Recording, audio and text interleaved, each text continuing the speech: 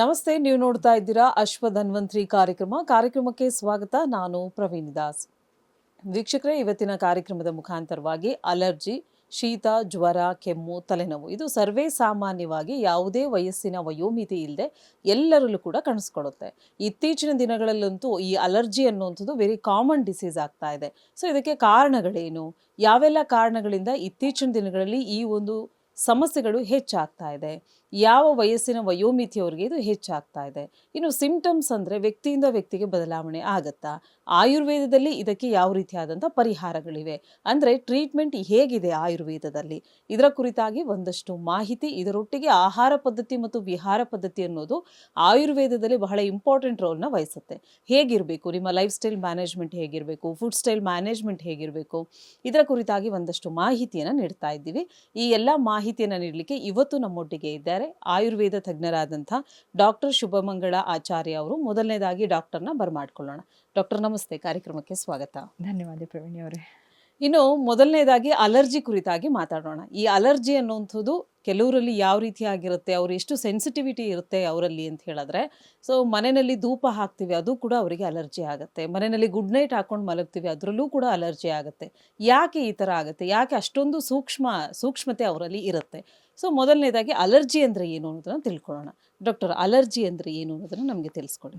ಅದೇ ಅಲರ್ಜಿ ಅನ್ನೋದು ಈಗ ಯಾವುದೇ ಒಂದು, ಈಗ ಹೇಳ್ತಾರಲ್ಲ ಅಬ್ಬಾ ನಂಗೆ ಅವ್ರನ್ನ ಕಂಡ್ರೆ ಅಲರ್ಜಿ ಅಂತ, ಅಂದ್ರೆ ಕೆಲವೊಂದು ಇದು ನಮ್ಗೆ ಆಗ್ಬರಲ್ಲ ಅಂತ. ಎಲ್ರಿಗೂ ಆಗಲ್ಲ. ಈಗ ಮನೇಲಿ ಈಗ ಧೂಪ ಹಾಕೋದು ಕೆಲವ್ರಿಗೆ ಏನು ಗೊತ್ತೇ ಇಲ್ಲ, ಅಥವಾ ಒಗ್ಗರಣೆ ಹಾಕಿದ್ರೆ ಆ ಮನೆ ಈಗ ಹೆಂಗಸು ಗಂಡಕ್ಕೆ ಹೋಗೋ ಅಂತ ಕೆಮ್ತಾ ಇರ್ತಾರೆ ಅಥವಾ ಸೀನ್ ಬಿಡ್ತಾ ಇರ್ತಾರೆ. ಅವರ ಶರೀರದಲ್ಲಿ ಕೆಲವೊಂದು ಅದನ್ನು ರೆಸಿಸ್ಟೆನ್ಸ್ ಅಥವಾ ತಡ್ಕೊಳ್ಳೋ ಶಕ್ತಿ ಇರಲ್ಲ, ಅದು ಹೊಟ್ಟೋಗ್ಬಿಟ್ಟಿರುತ್ತೆ. ಅದರಿಂದ ಅವ್ರಿಗೆ ಅಲರ್ಜಿ ಅನ್ನೋದು ಕಾಮನ್ ಅಲ್ಲ. ಒಬ್ರೊಬ್ರ ಶರೀರದಲ್ಲಿ ಒಬ್ರು ಕೆಲವೊಂದು ಆಗಲ್ಲ, ಇನ್ ಕೆಲವರಿಗೆ ಆಹಾರದ ಅಲರ್ಜಿ ಇರುತ್ತೆ. ಅದು ವಿದೇಶಗಳಲ್ಲಂತೂ ತುಂಬಾ ಕಾಮನ್. ಪೀನಟ್ ಅಲರ್ಜಿ ಅಂತಾರೆ. ಕಡಲೆಕಾಯಿ ತಿಂದ್ರೆ ಅಲ್ಲೇ ಅವರು ಉಸಿರು ಕಟ್ಟಿ ಬಿದ್ದು ಹೋಗಿದ್ದು ಇದೆ. ಮೈ ತುಂಬಾ ರ್ಯಾಷಸ್. ಕೆಲವು ಮಕ್ಕಳು ಹೊರಗಡೆಯಿಂದ ಕರ್ಕೊಂಡ್ ಬಂದಿರ್ತಾರೆ, ನಾವು ಔಷಧಿ ಕೊಟ್ಟರು ಇದ್ರಲ್ಲಿ ಅದಿದ್ಯಾ ಅರ್ಧಕ್ಕರ್ಧ ಈ ವಾಲ್ನಟ್, ಎಷ್ಟೊಂದು ಡ್ರೈ ಫ್ರೂಟ್ಸ್ ಆಗಲ್ಲ, ಹಾಲು ಆಗಲ್ಲ, ಕೆಲವರಿಗೆ ಹಾಲು ಕುಡಿದ್ ಕೂಡಲೇ ಹಂಗೆ ಬಿದ್ದು ಹೋಗ್ತಾರೆ. ಇವೆಲ್ಲ ಗಟ್ ಅಥವಾ ಜೀರ್ಣಕ್ರಿಯೆಗೆ ಆಗೋ ಅಲರ್ಜಿಗಳು. ಈಗ ನೀವು ಹೇಳ್ತಾ ಇರೋದು ಈ ಶ್ವಾಸಕೋಶಕ್ಕೆ ಅಥವಾ ಮೂಗಿಂದ ಉಸಿರಾಡುವಾಗ ಆಗೋ ಕೆಲವು ಹೊಗೆಯಿಂದ ಗಾಳಿಯಿಂದ ಬರೋ ಅಲರ್ಜಿಗಳ ಬಗ್ಗೆ ಈಗ ಮಾತಾಡೋದು ಅಂದ್ರೆ, ಬೆಂಗಳೂರು ಅಲರ್ಜಿ ಕ್ಯಾಪಿಟಲ್ ಅಂತ ಹೇಳ್ಬೋದು. ಯಾಕಂದ್ರೆ ಇಲ್ಲಿ ಒಂದು ತಂಪಿನ ಹವೆ ಜೊತೆಗೆ ಮರಗಿಡಗಳು ಕಡಿಮೆ ಆಗ್ಬಿಟ್ಟಿದಾವೆ. ಈಗ ಹೆಂಗೆ ಬೆಳೀತಾ ಇದೆ ದಿನ ಹೋದ ಹಾಗೆ ಮರಗಿಡಗಳು ಕಡಿಮೆ ಆಗಿ ಪೊಲ್ಯೂಷನ್ ಜಾಸ್ತಿ ಆಗ್ತಾ ಇದೆ. ವಾತಾವರಣ ಒಂದು ಕಲುಷಿತಗೊಂಡಾಗ ಯಾರ ಶರೀರ ಸ್ವಲ್ಪ ವೀಕ್ ಇರುತ್ತೆ, ಈಗ ಉಸಿರಾಡೋ ಗಾಳಿನಲ್ಲಿ ಬರೀ ವಿಷನೇ ಒಳಗೆ ಹೋಗ್ತಾ ಇದ್ರೆ ನಿಧಾನವಾಗಿ ಅವರಲ್ಲಿ ಇಮ್ಯುನಿಟಿ ಅಥವಾ ರೋಗ ನಿರೋಧಕ ಶಕ್ತಿ ಕಡಿಮೆ ಆಗ್ತಾ ಹೋಗುತ್ತೆ. ಯಾರಲ್ಲಿ ರೋಗ ನಿರೋಧಕ ಶಕ್ತಿ ಜಾಸ್ತಿ ಒಂದು ಕಡಿಮೆ ಇದೆ ಅಂಥವರಿಗೆ ಒಂದು ಹೊಗೆಯಿಂದ ಅದು ಚಿಕ್ಕ ಮಕ್ಕಳಲ್ಲೇ ಈಗ ಶುರು ಆಗ್ತಾ ಇದೆ. ಚಿಕ್ಕ ಮಕ್ಕಳು ಈಗ ಇವನ್ 1-2-3 ವರ್ಷದವರೇ ಪಫ್ ಏನೋ ಸ್ಪ್ರೇ ಮಾಡಿಕೊಂಡು ಅಂಥವ್ರೆಲ್ಲ ಬರ್ತಾರೆ ನಮ್ಮ ಹತ್ರ. ಆಗ ನಾವು ಅವ್ರದ್ದು ದಿನಚರಿ ಕೇಳ್ತಾ ಇರ್ತೀವಿ. ಒಂದು ಆಹಾರದಲ್ಲೂ ಅಷ್ಟೇ ಜೀರ್ಣಶಕ್ತಿ ಚೆನ್ನಾಗಿಟ್ಕೊಂಡು, ಪ್ರತಿಯೊಂದಕ್ಕೂ ಸರ್ವರೋಗ ಮಂದಾಗ್ನೋ ಅಂತಾನೆ ನಮ್ಮಲ್ಲಿ ಹೇಳಿರೋದೇ ಅಷ್ಟೇ. ಅಗ್ನಿ ಮಂದ ಆದ್ರೆ ರೋಗಗಳು ಬರುತ್ತೆ. ಇದು ಇವನ್ ಭಗವದ್ಗೀತೆಯಲ್ಲಿ ಕೃಷ್ಣ ಹೇಳ್ತಾನಲ್ಲ, ಅಹಂ ವೈಶ್ವಾನರೋ ಭೂತ್ವ ಪ್ರಾಣಿನಾಂ ದೇಹಮಾಶ, ಅಂದ್ರೆ ವೈಶ್ವಾನರ ರೂಪದಲ್ಲಿ ನಿಮ್ಮ ಹೊಟ್ಟೆಯಲ್ಲಿ ಇದ್ದೇನೆ, ಅಗ್ನಿ ರೂಪದಲ್ಲಿ ಇದ್ದೇನೆ. ಜೀರ್ಣಶಕ್ತಿ ಫಸ್ಟ್ ಸರಿ ಮಾಡ್ಕೋಬೇಕು, ಚೆನ್ನಾಗಿ ಹೊಟ್ಟೆ ಹಸಿಬೇಕು, ಚೆನ್ನಾಗಿ ಅವರಿಗೆ ಏನು ಕ್ಲಿಯರ್ ಆಗಿ ಅವ್ರದ್ದು ಮಲಪ್ರವೃತ್ತಿ ಆಗ್ತಾ ಇರಬೇಕು. ಏನು ತಿಂದ್ರು ಇವು ಸ್ವಲ್ಪ ಈಗ ಏನೋ ಒಂಚೂರು ತಿಂದ್ರೂ ಆಸಿಡಿಟಿ ತೇಗ್ ಬಂತು, ಗ್ಯಾಸ್ ಆ ಥರ ಏನೂ ಆಗದೆ ಜೀರ್ಣ ಸರಿ ಇದ್ರೆ ಅವರಿಗೆ ಇಂಥ ಸಮಸ್ಯೆಗಳು ಕಡಿಮೆ. ಯಾರಿಗೆ ಸ್ವಲ್ಪ ಇವಾಗ ಒಂಚೂರು ಸಂಜೆ ಆಯಿತು, ಒಂಚೂರು ಏನೋ ಒಂದು ಫ್ರಿಜ್ ತಿಂದ್ಬಿಟ್ರು, ಕೋಲ್ಡ್ ಆಯಿತು ಅಂದರೆ ಇಮ್ಯುನಿಟಿ ಕಡಿಮೆ ಇತ್ತು, ಅದನ್ನ ಹೇಗೆ ಪ್ರಿವೆನ್ಷನ್ ಮಾಡಿದರೆ ದೇಹನ ಸರಿ ಇಟ್ಕೊಂಡ್ರೆ ಇವೆಲ್ಲ ಬರಲ್ಲ. ಅದು ಸ್ವಲ್ಪ ದೇಹ ಹಾಳು ಮಾಡ್ಕೊಂಡ್ವಿ ಅಂದರೆ ಇದು ಕಟ್ಟಿಟ್ಟು ಬುತ್ತಿ ನಮಗೆ.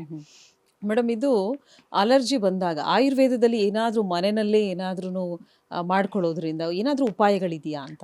ಅದೇ ಅಲರ್ಜಿಗಳು ಅನೇಕ ವಿಧ ಇದಾವೆ ಹೇಳಿದಾಗೆ. ಅದರಲ್ಲಿ ಸೀನು, ಈಗ ಕೆಲವರು ಹೇಳ್ತಾರೆ ಒಂಚೂರು ಒಂದು ಬೆಳಿಗ್ಗೆ ಎದ್ದು ಕೂಡಲೇ ಒಂದು 25-30 ಸೀನ್ ಬಿಟ್ಟು ಸುಸ್ತಾಗಿ ಮಲಗೋ ಸ್ಟೇಜಿಗೆ ಹೋಗ್ಬಿಟ್ವಿ ನಾವು ಅಂತ. ಅಂಥ ಟೈಮಲ್ಲಿ ಒಂದು ಈಗ ಕಷಾಯಗಳು ಕುಡಿಬೋದು ಕೆಲವೊಂದು. ಈಗ ಜೀರಿಗೆ ಮತ್ತೆ ಸ್ವಲ್ಪ ಅದಕ್ಕೆ ಅರಿಶಿನ, ಕೊತ್ತಂಬರಿ ಬೀಜ, ಈವನ್ ಕೊತ್ತಂಬರಿ ಬೀಜನ ತಂಪು, ಜೀರಿಗೆ, ಅರಿಶಿನ ಜೊತೆಗೆ ಪುದೀನ ಸೊಪ್ಪು, ತುಳಸಿ ಇಂಥವನ್ನ ಕುದಿಸ್ಬಿಟ್ಟು ಕಷಾಯ ಮಾಡಿಕೊಂಡು, ಅರಿಶಿನ ಅಂತೂ ಈಗ ನೋಡಿ ವಿದೇಶಿಯರು ಶುರು ಮಾಡ್ಕೊಂಡಿದ್ದಾರೆ. ಅಲ್ಲಿ ನಮ್ಗೆ ಹೇಳ್ಕೊಡ್ತಾರೆ ಅವ್ರ ಹೆಸರುಗಳೇ ಏನೇನೋ ಟೂರ್ಮರಿಕ್ ಅಂತೆಲ್ಲ ಇಟ್ಕೊಂಡು ಏನೇನೋ ಕರಿತಾ ಇದ್ದಾರೆ. ಈಗ ನಮ್ಮ ಜನಗಳಿಗೆ ಸ್ವಲ್ಪ ನಂಬಿಕೆ ಬರ್ತಾ ಇದೆ ಅರಿಶಿನ ಒಳ್ಳೇದು ಅಂತ. ಅದನ್ನ ತಗೊಂಡು ಅವರು ಪೇಟೆಂಟ್ ಮಾಡ್ಕೊಳ್ಳೋಕೆ ಹೊರಟ್ಬಿಟ್ಟಿದ್ರು, ಅದು ಬೇರೆ ವಿಷಯ. ಸೊ ಅದನ್ನ ಜಾಸ್ತಿ ಅಂದ್ರೆ ತುಂಬಾ ಹೀಟ್ ಆಗೋ ತರ ಅಲ್ಲ, ನೀರಲ್ಲಿ ಅರಿಶಿನ ಕುದಿಸಿ ಅದಕ್ಕೊಂಚೂರು ಬೇಕಾದ್ರೆ ಪುದೀನ, ಅದೆಲ್ಲ ಜೀರ್ಣಕ್ಕೂ ಒಳ್ಳೇದು ಮತ್ತೆ ಆಂಟಿ ಅಲರ್ಜಿಕ್ ಅಂತೀವಿ. ಆ ಕಷಾಯ ಸ್ವಲ್ಪ ರೆಗ್ಯುಲರ್ ಆಗಿ ಕುಡಿತಾ ಇರ್ಬೇಕು ಬಿಸಿ ಬಿಸಿಯಾಗಿ. ಮತ್ತೆ ತುಂಬಾ ತಡ್ಕೊಳಕ್ ಆಗದೆ ಇದ್ದ ಟೈಮಲ್ಲಿ ಒಂದು ಈಗ ಹೆಂಚಿನ ಮೇಲೆ ಅಥವಾ ಈಗ ತವಾ ಏನಾದ್ರು ಬಿಸಿ ಮಾಡಕ್ಕಿಟ್ಟು ಅದ್ರ ಮೇಲೆ ಅರಿಶಿನ ಪುಡಿ ಹಾಕಿ ಆ ಹೊಗೆ ಡೈರೆಕ್ಟ್ ತಗೊಂಡು ಜೋರಾಗಿ ಆ ಹೊಗೆನ ಒಳಗೆ ತಗೊಂಡ್ರೆ ಆ ಮೂಮೆಂಟಲ್ಲಿ ಅರಿಶಿನ ಇದು ಕಮ್ಮಿ ಆಗುತ್ತೆ, ಸೀನ್ ಬರೋದು ಕಡಿಮೆ ಆಗುತ್ತೆ. ಈ ಮನೇಲಿ ಅರಿಶಿನದ ಕೊಂಬಿದ್ರು ಅಷ್ಟೇ, ಅದನ್ನ ಚೆನ್ನಾಗಿ ಬಿಸಿ ಮಾಡಿ ಅದ್ರ ಹೊಗೆನ ಬೇಕಾದ್ರೆ ಒಂದು ಪೇಪರ್ದು ಒಂಥರ ಇದ್ರ ಥರ ಮಾಡಿ, ಕೊಳವೆ ಥರ ಮಾಡಿ ಅದನ್ನ ತಗೊಂಡ್ರೆ ಆಗ ಸೀನಿನ ಇದು ಕಡಿಮೆ ಆಗುತ್ತೆ. ಮತ್ತೆ ಅದಕ್ಕೆ ಅನೇಕ ಆಯುರ್ವೇದ ಔಷಧಿಗಳಿದೆ. ಈಗ ಅದರಲ್ಲಿ ಪ್ರಿವೆಂಟ್ ಈಗ ಬಂದಾಗ ತಗೊಳ್ಳೋದು ತಪ್ಪು, ಬರ್ದೇ ಇರೋ ತರ ಒಂದಷ್ಟು ನಮ್ಮ ಕೋರ್ಸ್ ತರ ಆಯುರ್ವೇದಿಕ್ ಔಷಧಿಗಳು ತಗೊಂಡು ಜೀವನ ಶೈಲಿ ಸರಿ ಮಾಡ್ಕೊಂಡ್ರೆ ಇದು. ಇನ್ನು ಕೆಲವರು ಹೇಳ್ತಾರೆ ಕಣ್ಣು ನೆವೆ ಬರುತ್ತೆ ಅಂತ, ಅವರು ಅಷ್ಟೇ ಸ್ವಲ್ಪ ನೀರಲ್ಲಿ ಚೆನ್ನಾಗಿ ಅರಿಶಿನ ಕುದಿಸಿ ಅದನ್ನ ಇದು ಮಾಡಿ, ಅಥವಾ ತ್ರಿಫಲಾ ಚೂರ್ಣ, ಇದು ಕೆಲವೊಂದು ಔಷಧಿಗಳು ಯಾರು ಬೇಕಾದ್ರೂ ತಗೋಬಹುದು. ಈಗ ಆಯುರ್ವೇದ ಎಲ್ಲರೂ ತಗೊಳ್ಳೋ ಔಷಧಿಗಳು ಕಡಿಮೆ, ತ್ರಿಫಲಾ ಚೂರ್ಣ ಅನ್ನೋದು ಉಪಯೋಗಿಸ್ಕೋಬಹುದು. ನೀರನ್ನು ಚೆನ್ನಾಗಿ ತ್ರಿಫಲಾ ಚೂರ್ಣದಲ್ಲಿ ಕುದಿಸ್ಬೋದು. ಅಥವಾ ನೆಲ್ಲಿಕಾಯಿ ಪುಡಿ ಇರುತ್ತಲ್ಲ, ತುಂಬಾ ಒಳ್ಳೇದು. ನೆಲ್ಲಿಕಾಯಿ ರೆಗ್ಯುಲರ್ ತಿಂತಾ ಇದ್ರೆ, ಈಗ ನಮ್ಮಲ್ಲಿ ಕೆಲವೊಂದು ಹಣ್ಣುಗಳು ದಿನಾ ತಿನ್ಬೋದು, ಯಾವಾಗ್ಲೂ ತಿನ್ಬೋದು ಅಂದಿದ್ದಾರೆ. ಉಳಿದಿದ್ದೆಲ್ಲ ಸೀಸನಲ್ ಫ್ರೂಟ್ಸ್. ಈಗ ಚಳಿಗಾಲದಲ್ಲಿ ಹೋಗಿ ಕಲ್ಲಂಗಡಿ ತಿಂತಾ ಇರ್ತೀವಿ, ಕಾಯಿಲೆಗಳು ಬರುತ್ತೆ. ಆದ್ರೆ ನೆಲ್ಲಿಕಾಯಿ ಯಾವಾಗ ಬೇಕಾದ್ರೂ ತಿನ್ಬೋದು, ವರ್ಷ ಪೂರ್ತಿ ತಿನ್ನೋ ಹಣ್ಣು. ಆ ನೆಲ್ಲಿಕಾಯಿನ ತಗೊಳ್ಳೋದು, ನೆಲ್ಲಿಕಾಯಿ ಪುಡಿನ ಕಷಾಯ ಕುಡಿಯೋದು, ಅಥವಾ ಅದ್ರದ್ದು ನೀರಲ್ಲಿ ಚೆನ್ನಾಗಿ ಅದನ್ನ ನೀರಲ್ಲಿ ನೆನೆಸ್ಬಿಟ್ಟು ಸೋಸ್ಬಿಟ್ಟು ಅದ್ರಲ್ಲಿ ಕಣ್ಣು ತೊಳ್ಕೊಳ್ಳೋದು. ಆತರ ನೆಲ್ಲಿಕಾಯಿ ವಿಟಮಿನ್ ಸಿ, ಅದು ದೇಹದಲ್ಲಿ ರೋಗ ನಿರೋಧಕ ಶಕ್ತಿನ ಹೆಚ್ಚುತ್ತೆ. ಹಾಗೆ ಅದನ್ನ ಉಪಯೋಗಿಸ್ಕೋಬಹುದು, ತ್ರಿಫಲ ಉಪಯೋಗಿಸ್ಕೊಳ್ಬಹುದು ಆ ಟೈಮಲ್ಲಿ. ಓಕೆ, ಈಗ ನೀವೇನ್ ಹೇಳಿದ್ರಿ ಈ ಸಮಸ್ಯೆಗಳಿಗೆ ಪರಿಹಾರವನ್ನ, ಸೊ ಎಲ್ಲಾ ಏಜ್ನವರು ಮಾಡ್ಕೊಳ್ಬಹುದಾ? ಹೌದು, ಎಲ್ಲರೂ ಮಾಡ್ಕೋಬಹುದು. ಚಿಕ್ಕ ಮಕ್ಕಳಿಗೂ ಅರಿಶಿನ ಸ್ವಲ್ಪ ಚೆನ್ನಾಗಿ ಇದ್ರಲ್ಲಿ ಕೊಡ್ಬೋದು. ಮತ್ತೆ ಮೊಸರು ಅವಾಯ್ಡ್ ಮಾಡೋದು ಒಳ್ಳೇದು. ಅದು ಚಳಿ ಪ್ರದೇಶದಲ್ಲಿ ಅದು ಕಫನ ಕಟ್ಟುತ್ತೆ, ಇನ್ನು ಗಟ್ಟಿ ಮಾಡುತ್ತೆ, ಕರಗಿ ಹೊರಗೆ ಹೋಗಕ್ ಬಿಡಲ್ಲ. ಮತ್ತೆ ಫ್ರಿಜ್ ಇಂದ ತಗೊಂಡ್ ತಿಂತಾ ಇರ್ತಾರೆ. ನೀರು ಕುಡಿಯೋದು, ಸಾಫ್ಟ್ ಡ್ರಿಂಕ್ಸ್ ತಗೊಳ್ಳೋದು ಫ್ರಿಜ್ ಇಂದ, ಅದು ಶರೀರ ತಡ್ಕೊಳ್ಳಲ್ಲ. ಇವಾಗ ಪಾಪ ಎಷ್ಟು ಅಂತ ವಿಷ ಅದಕ್ಕೆ ಬೀಳ್ತಾನೆ ಇರುತ್ತೆ, ಅದು ತಡ್ಕೊಳಕ್ ಸಾಧ್ಯ. ಅದು ಈ ರೀತಿಯಾಗಿ ವಿಷನ ಹೊರಗೆ ಹಾಕ್ಲಿಕ್ಕೆ, ಅಲರ್ಜಿ ಅಂದ್ರೆ ಅದೇ ನಮ್ಮನ್ನ ಅದನ್ನ ಹೇಳುತ್ತೆ ಬೇಡ ಅಂತ, ಎಲ್ಲೋ ಕಾರಣಗಳು ಇರುತ್ತೆ. ಅದನ್ನ ನಾವು ಫಸ್ಟ್ ಕಂಡ್ಕೋಬೇಕು, ಮನೆಯಲ್ಲೂ ಕ್ಲೀನ್ ಆಗಿ ಇಟ್ಕೋಬೇಕು. ಇನ್ನು ನಾನು ಒಂದು ಎಕ್ಸಾಂಪಲ್ ಅಂದ್ರೆ, ಒಂದು ಮಗು ಬರ್ತಾ ಇತ್ತು ನನ್ನ ಹತ್ರ, ಏನೇನೋ ಔಷಧಿ ಕೊಟ್ಟರು, 1 ತಿಂಗಳು ಸರಿ ಹೋಗೋದು, ಮತ್ತೆ ಅದಕ್ಕೆ ಯಾವಾಗ್ಲೂ ನೆಗಡಿ. ಆಮೇಲೆ ನೋಡಿದ್ರೆ ಅವ್ರ ಮನೆ ಕಿಟಕಿ, ಆ ಮಗು ಮಲಗೋ ಕೋಣೆ ಕಿಟಕಿಯಿಂದ ಹೊರಗೆ ಸ್ವಿಮ್ಮಿಂಗ್ ಪೂಲ್ ಇತ್ತು. ದಿನಾ ರಾತ್ರಿ ಆ ಪೂಲಿಂದ ಗಾಳಿ, ಆ ನೀರಿನ ಗಾಳಿ ಬರ್ತಾ ಇತ್ತು, ಅದಕ್ಕೆ ಜಾಸ್ತಿ ಆಗ್ತಾ ಇತ್ತು. ಆಮೇಲೆ ಆ ಮಗುನು ರೂಮ್ ಬದಲಾಯಿಸಿ ಅಂದೆ, ಆಮೇಲೆ ಅದು ಕಡಿಮೆ ಆಯಿತು. ಹಾಗೆ ಕಾಸ್ ಎಲ್ಲಿದೆ, ಅದಕ್ಕೆ ಬರೋ ಕಾರಣ ಕಂಡುಹಿಡಬೇಕು. ಇನ್ನು ಕೆಲವರಿಗೆ ಮನೆಯಲ್ಲಿ ನೀರು ಸೋರ್ತಾ ಇರುತ್ತೆ, ಯಾವುದೋ ಪೈಪ್ ಲೀಕ್ ಆಗಿ ಆ ಗಾಳಿ ತಗೋತಾರೆ. ಮನೆ ಕಿಟಕಿ ಹೊರಗೆ ಪಾರ್ಥೇನಿಯಂ ಇರುತ್ತೆ. ಇಂಥ ಕೆಲವು ಕಾರಣನ ಫಸ್ಟ್ ಕಂಡುಹಿಡಿಬೇಕು. ಅವ್ರು ತಿನ್ನೋ ಆಹಾರದಲ್ಲಿ ಒಂದು 5-6 ಸಲ ಮಕ್ಕಳಿಗೆ ಚೂರು ತುಂಬ ತಿನ್ನಿಸ್ತಾರೆ, ಅದು ಜೀರ್ಣ ಆಗದೆ ಇದ್ರೂ ಈ ಥರ ಅಲರ್ಜಿ ಆಗುತ್ತೆ. ತುಂಬ ದಪ್ಪ ಮೆಣಸಿನ್ಕಾಯಿ, ಹಸಿಮೆಣಸು ತುಂಬ ತಿಂದರೆ ಅದರಿಂದನೂ ಕೆಲವರಿಗೆ ಅಲರ್ಜಿ ಆಗುತ್ತೆ. ಸೊ ಹಾಗಾಗಿ ಅವರು ಯಾವುದರಿಂದ ಅನ್ನೋದು ಅವ್ರ ಕೈಯಲ್ಲಿದೆ. ನಾವು ರಿಪೋರ್ಟ್ಸ್ಗಿಂತ ಆಯುರ್ವೇದ ವೈದ್ಯರು ಏನಂದ್ರೆ ಕಾರಣ ಕಂಡುಹಿಡಿಯಕ್ಕೆ ನಾವು ನಮ್ಮ ಪ್ರಶ್ನೆ, ಕೆಲವರು ತಮಾಷೆ ಮಾಡ್ತಾರೆ. ಈಗ ನಾನು ದಿನಪೂರ್ತಿ ಕೂತ್ರು ಹೆಚ್ಚಂದ್ರೆ 25 ಜನನ ನೋಡ್ಬೋದು. 25 ಮ್ಯಾಕ್ಸಿಮಮ್ ಒಂದು 35-40 ಜನ ಹೊಸ ಪೇಷಂಟ್ಸ್ ಅಂದ್ರೆ ಜಾಸ್ತಿ ಟೈಮ್. ಯಾಕಂದ್ರೆ ನಾವು ಹಿಸ್ಟ್ರಿ ಅವ್ರ ಹತ್ರ ಕೇಳ್ತೀವಿ, ಅವರು ಯಾಕೆ, ಯಾವಾಗ, ಎಷ್ಟು ವರ್ಷದಲ್ಲಿ ಏನ್ ಬಂತು ಕಾಯಿಲೆ, ಅದೆಲ್ಲ ತಗೊಂಡು ಅಲ್ಲಿ ಆನ್ಸರ್ ಇರುತ್ತೆ ನಮ್ಗೆ. ರಿಪೋರ್ಟ್ಸ್ಗಿಂತ ಅದನ್ನ ಜಾಸ್ತಿ ನೋಡ್ಕೊಂಡು ಬಂದ್ರೆ ಅಲ್ಲಿಂದ ಸರಿ ಮಾಡ್ಕೊಂಡು ಬರ್ಬೇಕು. ಮೂಲದಿಂದ ಆಯುರ್ವೇದ ಅನ್ನೋದು ಮೂಲದಿಂದ ಸರಿ ಮಾಡೋದು. ಸೊ ಹಾಗಾಗಿ ಈ ಅಲರ್ಜಿನೂ ಅಷ್ಟೇ, ಎಲ್ಲಿಂದನೂ ಬೇರೆ ಕಾರಣ, ಮನೆ ಸುತ್ತಮುತ್ತ ತಂದೆ ತಾಯಿಯಿಂದ ಬಂದಿರ್ಬೋದು. ಈ ಅರಿಶಿನ, ನೆಲ್ಲಿಕಾಯಿ ಇವನ್ನೆಲ್ಲ ಆಹಾರದಲ್ಲಿ ಜಾಸ್ತಿ ಉಪಯೋಗಿಸೋದು. ಯಾರಿಗೆ ಕಫ ಜಾಸ್ತಿ ಇರುತ್ತೆ ಅವರಿಗೆ ಕಾಳುಮೆಣಸು ಜಾಸ್ತಿ ಉಪಯೋಗಿಸ್ಬೋದು. ಹೀಟ್ ಬಾಡಿ ಅವ್ರಿಗೆ ಕಾಳುಮೆಣಸು ಒಳ್ಳೇದಲ್ಲ, ಕೆಲವರು ಎಲ್ಲ ಜನರಲ್ ಆಗಿ ತಿಂದ್ಬಿಟ್ಟು ಬೇರೆ ಪ್ರಾಬ್ಲಮ್ ಮಾಡಿದ್ದಾರೆ. ಹೀಗೆ ಕಾರಣ ಕಂಡು ಹಿಡಿದು ಚಿಕಿತ್ಸೆ ಕೊಟ್ಟರೆ ಖಂಡಿತ ಇದರಿಂದ ಹೊರಗೆ ಬರ್ಬೋದು. ವೀಕ್ಷಕರೇ, ಇವತ್ತಿನ ಕಾರ್ಯಕ್ರಮದಲ್ಲಿ ಅಲರ್ಜಿ ಕುರಿತಾಗಿ ಒಂದಷ್ಟು ಮಾಹಿತಿಯನ್ನು ಡಾಕ್ಟರ್ ನಮಗೆ ತಿಳಿ ಹೇಳ್ತಾ ಇದ್ದಾರೆ. ಅಲರ್ಜಿ ಅನ್ನೋದು ಯಾಕೆ ಬರುತ್ತೆ, ಹೇಗೆ ಬರುತ್ತೆ, ಯಾರಲ್ಲಿ ಹೆಚ್ಚಾಗಿ ಕಾಣಿಸ್ಕೊಳ್ಳುತ್ತೆ, ಇನ್ನು ಆಯುರ್ವೇದದಲ್ಲಿ ಅದಕ್ಕೆ ಏನಾದ್ರೂ ಪರಿಹಾರಗಳಿದೆಯಾ, ಸೊ ಯಾವ ರೀತಿಯಾದಂಥ ಪರಿಹಾರಗಳಿವೆ, ಇನ್ನು ಮನೆಯಲ್ಲಿ ನಿಮ್ಮ ಆಹಾರ ಪದ್ಧತಿಯಲ್ಲಿ ಯಾವ ರೀತಿ ಚೇಂಜಸ್ ಮಾಡ್ಕೊಳ್ಬೇಕಾಗತ್ತೆ, ಇದನ್ನು ತಿಳ್ಕೊಂಡಿದ್ದಾಯಿತು. ಇನ್ನು ಜ್ವರ, ಸೊ ಪುಟ್ಟ ಮಕ್ಕಳಿಂದ ಹಿಡಿದು ದೊಡ್ಡೋರ್ವರೆಗೂ ಈ ಜ್ವರ ಅನ್ನೋದು ಸರ್ವೇ ಸಾಮಾನ್ಯವಾಗಿ ನಿಮ್ಗೆಲ್ರಿಗೂ ಗೊತ್ತಿರುವಂಥ ವಿಚಾರನೇ. ಇನ್ನು ಯಾವುದೇ ರೀತಿಯಾದಂಥ ಸೀಸನ್ ಇರ್ಬೋದು, ಅಂಥ ಸಂದರ್ಭದಲ್ಲಿ ಈ ಜ್ವರಕ್ಕೆ ತುತ್ತಾಗ್ತಾರೆ. ಯಾಕೆ ಅಂದ್ರೆ ಅವರಲ್ಲಿ ಇಮ್ಯುನಿಟಿ ಪವರ್ ಕಡಿಮೆ ಇರೋದ್ರಿಂದ ಈ ತರ ಆಗುತ್ತಾ? ಹಾಗಿದ್ರೆ ಇಮ್ಯುನಿಟಿ ಪವರ್ ಕಡಿಮೆ ಇದ್ರೆ, ಸೊ ಆ ಇಮ್ಯೂನ್ ಸಿಸ್ಟಮ್ನ ಜಾಸ್ತಿ ಮಾಡಬೇಕು ಅಥವಾ ಪವರ್ನ ಜಾಸ್ತಿ ಮಾಡಬೇಕು ಅಂದ್ರೆ ಆಯುರ್ವೇದದಲ್ಲಿ ಏನಾದರೂ ಪರಿಹಾರಗಳಿದ್ದಾವ, ಆ ಸಮಸ್ಯೆಗೆ ಏನಾದರೂ ಟ್ರೀಟ್ಮೆಂಟ್ ಇದೆಯಾ ತಿಳ್ಕೊಳ್ಳೋಣ. ಡಾಕ್ಟರ್, ಯಾಕೆ ಪದೇ ಪದೇ ಜ್ವರಕ್ಕೆ ತುತ್ತಾಗ್ತಾರೆ? ಸೊ ಅದಕ್ಕೆ ಏನು ಕಾರಣ, ಮತ್ತು ಆಯುರ್ವೇದದಲ್ಲಿ ಇದಕ್ಕೆ ಏನಾದರೂ ಟ್ರೀಟ್ಮೆಂಟ್ಸ್ ಇದೆಯಾ ಅಂತ? ಅದೇ ಜ್ವರನೂ ಅಷ್ಟೇ, ಅದು ಒಂದು ಇಮ್ಯುನಿಟಿ ಕಡಿಮೆ ಆದಾಗ ಬರೋದು. ಆದರೆ ನೋಡಬೇಕು, ಕೆಲವೊಂದು ಸಲ ಜ್ವರ ತುಂಬ ಬರ್ತಿದೆ ಅಂದರೆ ರಕ್ತ ಪರೀಕ್ಷೆ ಮಾಡಿಸಿ ಯಾವುದರಿಂದ ಅಂತ ಕಂಡ್ಕೋಬೇಕು. ಇಲ್ಲ ಇದು ಸಾಮಾನ್ಯವಾಗಿ ಬರ್ತಾ ಇರುತ್ತೆ, ಯಾಕಂದರೆ ಬೇರೆ ಬೇರೆ ದೊಡ್ಡ ದೊಡ್ಡ ಅಂದರೆ ನಾನು ಹೆಸರು ಹೇಳಿ ಹೆದರಿಸ್ತಾ ಇಲ್ಲ, ಕ್ಯಾನ್ಸರ್ ಆ ಥರ ದೊಡ್ಡ ದೊಡ್ಡ ಕಾಯಿಲೆಯಲ್ಲೂ ಒಂದೊಂದ್ಸಲ ಜ್ವರ ಬರುತ್ತೆ, ಅಥವಾ ಅವರಿಗೆ ಏನು TB ಇದೆಯಾ ಅದೆಲ್ಲ ರಕ್ತ ಪರೀಕ್ಷೆ ಮಾಡೋದು ಮುಖ್ಯ. ಆದರೆ ಇಮ್ಯುನಿಟಿ ಕಡಿಮೆಯಾಗಿ ಯಾವಾಗ ಜ್ವರ ಬರ್ತಿದೆ ಅಂದರೆ ಯಾಕೆ ಬರ್ತಿದೆ, ಅವರ ಜೀವನ ಶೈಲಿ ಹೇಗಿದೆ, ತುಂಬ ಟೆನ್ಷನ್ನು, ಕೆಲಸದ ಒತ್ತಡ ಜಾಸ್ತಿ ಆದಾಗಲೂ ಸರಿಯಾಗಿ ತಿನ್ನಲ್ಲ, ಯಾವಾಗಲೂ ತಿಂತಾರೆ, ಜೀರ್ಣಶಕ್ತಿ ಹಾಳಾಗಿಯೂ ಜ್ವರ ಬರುತ್ತೆ. ಅಥವಾ ಯಾವುದೋ ಈಗ ಒಂದ್ಸಲ ಯಾವಾಗಲೂ ಜ್ವರ ಬಂದುಬಿಟ್ಟಿರುತ್ತೆ, ಅದಾದಮೇಲೆ ಅವರು ಸರಿಯಾಗಿ ಕೇರ್ ತೊಗೊಂಡಿರಲ್ಲ, ಅದು ವಾಪಸ್ ಅವರ ಇಮ್ಯುನಿಟಿ ಬಂದೇ ಇರಲ್ಲ. ಹೇಳ್ತಾರೆ ಯಾವಾಗ ಈ ಥರ ಶುರುವಾಯಿತು ಅಂದರೆ ಅವತ್ತೊಂದು ಸಲ ಟೈಫಾಯ್ಡೋ ಯಾವುದೋ ದೊಡ್ಡ ಜ್ವರ ಬಂತು, ಅದಾದಮೇಲೆ ನಾನು ಟ್ರಾವೆಲ್ ಮಾಡಬೇಕಾಯಿತು, ಆಮೇಲೆ ಅವರು ರೆಸ್ಟ್ ತೊಗೊಳ್ಳೋದೇ ಇರೋದ್ರಿಂದ ಇಮ್ಯುನಿಟಿ ಹೊರಟೋಗಿ ಮತ್ತೆ ಪುನಃ ಬರೋ ಸಾಧ್ಯತೆ ಇದೆ. ಫಸ್ಟು ಅದನ್ನು ಕಂಡು ಹಿಡ್ಕೋಬೇಕು.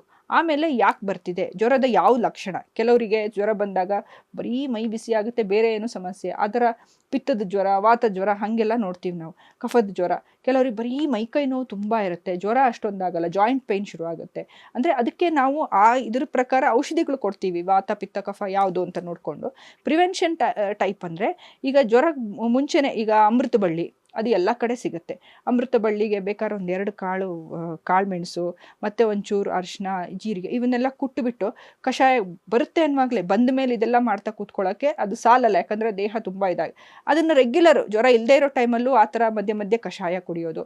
ಕಾಫಿ ಟೀ ಬದಲು ಮನೇಲೇ ಕಷಾಯ ಪುಡಿ ಅಂತ ಮಾಡ್ತಾರೆ ಈಗ ಮಲೆನಾಡು ಕಡೆ ಎಲ್ಲ ಇರೋ ಥರ. ಅದಕ್ಕೊಂಚೂರು 1-2 ಲವಂಗ, ಜೀರಿಗೆ, ಕೊತ್ತಂಬರಿ ಮತ್ತು ನೆಗ್ಗಿನ ಮುಳ್ಳು ಸಿಕ್ಕಿದ್ರೆ ಅದು ಎಲ್ಲ ಸಪ್ರೇಟಾಗಿ ಹುರ್ಕೊಂಡು, ಡ್ರೈ ರೋಸ್ಟ್, ಅದಕ್ಕೆ ಎಣ್ಣೆ ಹಾಕೋದು ಬೇಡ, ಸಪ್ರೇಟಾಗಿ ಹುರ್ಕೊಂಡು ಪುಡಿ ಮಾಡಿಟ್ಕೊಂಡು ಆ ಥರ ಕಷಾಯ ಕುಡಿದ್ರೆ ಜೀರ್ಣಶಕ್ತಿ ಚೆನ್ನಾಗಿರುತ್ತೆ, ಬೆಚ್ಚಗಿರುತ್ತೆ ಶರೀರ ಒಳಗಡೆ. ಬೆಚ್ಚಗಿದ್ರೆ ಈ ಥರ ಈ ವೈರಲ್ ಅಥವಾ ಇವೆಲ್ಲ ಕಾಯಿಲೆಗಳು ದೇಹದ ಒಳಗೆ ಬರದೇ ಇರೋ ಥರ ಹಿಂದೆ ಇದೇ ಮಾಡ್ತಿದ್ರು. ಎಷ್ಟು ಡಾಕ್ಟರ್ ಹತ್ರ ಹೋಗ್ತಾ ಇದ್ರು, ದೊಡ್ಡ ಪತ್ರೆ ಮನೇಲೇ ಇರ್ತಾ ಇತ್ತು. ಈಗ ಚಿಕ್ಕ ಮಕ್ಕಳು ತುಂಬ ಕಫ ಒದ್ದಾಡ್ತಿರ್ತವೆ, 1-2 ದೊಡ್ಡ ಪತ್ರೆ ಚೆನ್ನಾಗಿ ತೊಳೆದ್ಬಿಟ್ಟು, ತುಂಬ ಚಿಕ್ಕ ಮಗು ಆದರೆ ಬಿಸಿ ಮಾಡಿ ಹಿಂಡಿದ್ರೆ ರಸ ಬರುತ್ತೆ, ಆ ರಸಕ್ಕೆ ಜೇನುತುಪ್ಪದ ಜೊತೆ ನೆಕ್ಸಿದ್ರೆ ಕಫ ವಾಂತಿಯಾಗಿ ಕ್ಲಿಯರ್ ಆಗ್ತಾ ಇತ್ತು. ಸ್ವಲ್ಪ ದೊಡ್ಡ ಮಕ್ಕಳಾದರೆ ದೊಡ್ಡ ಪತ್ರೆ 1-2 ಎಲೆ ತೊಗೊಂಡು ಅದಕ್ಕೆ ಅದ್ರಲ್ಲಿ ಕಲ್ಲಿಟ್ಬಿಟ್ಟು ಅಗದು ತಿನ್ನಿ, ಅದು ಜೀರ್ಣಕ್ಕೂ ಒಳ್ಳೆಯದು, ಜೊತೆಗೆ ಇಮ್ಯುನಿಟಿಗೆ ತುಂಬ ಹೆಲ್ಪ್. ಕಫ ಆಗದೆ ಇರೋ ಥರ, ನೆಗಡಿ, ಅಲರ್ಜಿ ಅದಕ್ಕೆಲ್ಲ ಹೆಲ್ಪ್ ಆಗುತ್ತೆ. ಜ್ವರಕ್ಕೂ ಅಷ್ಟೇ, ಜ್ವರ ಬರೋದು ಅಷ್ಟೇ, ಅಗ್ನಿ ಹೊರಗೆ ಬಂತು ಅಂತೀವಿ ನಾವು, ಹೊಟ್ಟೆಯಲ್ಲಿ ಅಗ್ನಿ, ಆ ಬಿಸಿ ಹೊರಗೆ ಬಂತು ಅಂತ. ಆ ಟೈಮಲ್ಲೂ ಅಷ್ಟೇ, ಈಗ ಏನಾಗುತ್ತೆ ಜ್ವರ ಬಂದಾಗ ಒಳ್ಳೇದು ಅಂತ ಹಣ್ಣು ತಿಂದ್ಬಿಡ್ತಾರೆ, ಬ್ರೆಡ್ ತಿಂತಾರೆ. ಜ್ವರದ ಅದು ಎಷ್ಟು ಹಾಳು. ಅದು ಹಿಂದೆ ಇಂಗ್ಲೆಂಡಲ್ಲಿ ಬೇರೆ ಏನೇನೋ ತಿಂತಾ ಇದ್ರು, ಅದೆಲ್ಲ ತಿನ್ಬೇಡಿ, ಬ್ರೆಡ್ ತಿನ್ನಿ ಅನ್ನೋರು. ನಮ್ಮಲ್ಲಿ ಗಂಜಿ ಕುಡಿಬೇಕು. ಜ್ವರ ಬಂದಾಗ ನಾವು ನ್ಯೂಟ್ರಿಷನ್ ತಗೊಳ್ಳೋ ಹಂಗಿಲ್ಲ, ಜೀರ್ಣನೇ ಆಗಿರಲ್ಲ ನಮಗೆ.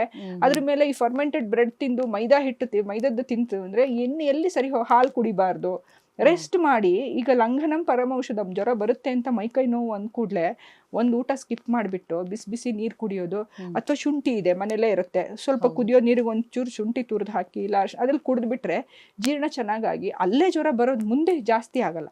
ಅಥವಾ ಈಗ ಏನಾಗಿದೆ, ಜ್ವರ ಬರುತ್ತೆ ಅಂತ ಗೊತ್ತಾಗ್ಕೊಂಡು ಮಾತ್ರೆ ತಗೋತಾರೆ, ಮಾತ್ರೆ ತಗೊಂಡ್ರೆ ಇನ್ನೂ ಜಾಸ್ತಿ ಆಗುತ್ತೆ. ಅದಕ್ಕಿಂತ ಜೀವನ ಶೈಲಿ ಬದಲಾಯಿಸ್ಕೊಂಡು ಆಹಾರ ಸ್ವಲ್ಪ ಲೈಟ್ ಫುಡ್ ತಗೊಂಡ್ಬಿಟ್ರೆ, ಈಗ ಪ್ರಾಣಿಗಳಿಗೆ ಗೊತ್ತು ನೋಡಿ, ಬೆಕ್ಕು ಇವೆಲ್ಲ ಸ್ವಲ್ಪ ಇದಾಯ್ತು ಅಂದ್ರೆ ಅವು ಏನು ತಿನ್ನಲ್ಲ. ನಾಯಿ ಮನೇಲಿ ಇದ್ರೆ ಗೊತ್ತಾಗುತ್ತೆ, ಏನೋ ಒಂಚೂರು ಹೊಟ್ಟೆ ಅಪ್ಸೆಟ್ ಆಯ್ತು, ನಾವು ಕೊಟ್ಟರು ಇಷ್ಟಪಡೋ ವಸ್ತು ತಿನ್ನಲ್ಲ. ಮನುಷ್ಯರು ಎಲ್ಲ ಬಿಟ್ಟು ತಿನ್ನೋದ್ರಲ್ಲೇ ಕೂತಿರ್ತೀವಿ. ನಾವು ಸ್ವಲ್ಪ ಆಹಾರ ವ್ಯತ್ಯಾಸ ಮಾಡ್ಕೊಂಡ್ರೆ ಖಂಡಿತ ಸರಿ ಹೋಗುತ್ತೆ. ವೀಕ್ಷಕರೇ, ಇದರ ಕುರಿತಾಗಿ ಇನ್ನೊಂದಷ್ಟು ಮಾಹಿತಿಯನ್ನು ಪಡ್ಕೊಳ್ಳೋಣ. ಅದಕ್ಕಿಂತ ಮುಂಚಿತವಾಗಿ ಕಾರ್ಯಕ್ರಮದಲ್ಲಿ ಪುಟ್ಟದೊಂದು ವಿರಾಮ.